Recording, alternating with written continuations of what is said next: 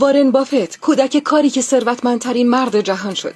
وارن در سال 1930 درست وسط بزرگترین رکود اقتصادی دنیا متولد شد. وقتی 6-7 ساله میشه فقط یک چیز تو سرشه: پول. نه اسباب بازی، نه بازی، فقط پول. در 6 سالگی از پدر بزرگش آدامس میگیره و با یه سود کم به دیگران میفروشه. در کنارش نوشابه کوکاکولا هم به فروشش اضافه میکنه، اما راضی نمیشه. پس پخش روزنامه را هم شروع میکنه تا بالاخره در 11 سالگی اولین سهامش رو به قیمت $38 میخره، اما قیمت به $27 سقوط میکنه. وارن میترسه. بعد مدتی به $40 میرسه. وارن میفروشه و سود کمی میکنه، اما بعد از فروش سهام به شدت بالا میره و این تجربه به اون درس مهمی میده: صبر کن و زود نفروش. در 16 سالگی چند هزار دلار داره که اون زمان یعنی یه ثروت افسانه‌ای برای یه نوجوان. همه بهش میگن عجیب غریبه، اما اون فقط لبخند میزنه و میگه من دارم گوله برفی رو میسازم. اما گوله برفی چیه؟ یه قانون ساده که کل زندگیش رو برای اون بنا کرد: یه گوله برفی کوچولو رو از بالای تپه هل بده.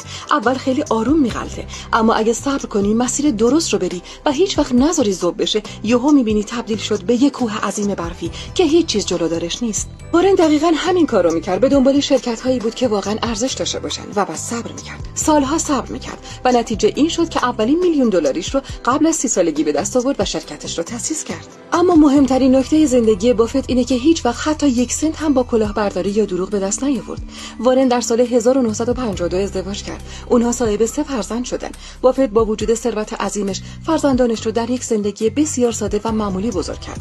فرزندان اون در همون خونه‌ای که بافت به قیمت $31,500 خریده بود و هنوز هم در اونجا زندگی میکنه بزرگ شدن، بدون هیچ تجملاتی. شاید براتون جالب باشه بدونید که خانواده وارن تا مدت‌ها از ثروت اون بی‌خبر بودن. پیتر بافت کوچکترین پسرش گفته که تا 20 سالگی واقعا متوجه نشده بود خانواده‌شون ثروتمند هستن، چه برسه به میلیاردر. وقتی متوجه میشن که اسم وارن رو در صدر ثروتمندان مجله فوربس میبینن، وارن خودش این موضوع رو تایید کرده. هدفش این بوده که بچه‌ها مستقل، متواضع و مسئولیت پذیر بزرگ بشن، نه اینکه به پول وابسته بشن، و بیشتر ثروتش رو به خیریه میبخشه.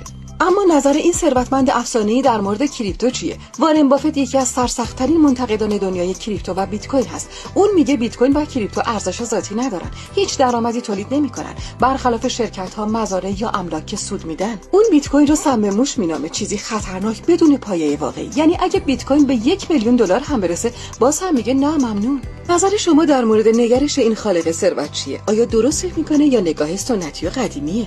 نظرتون رو برامون کامنت کنید.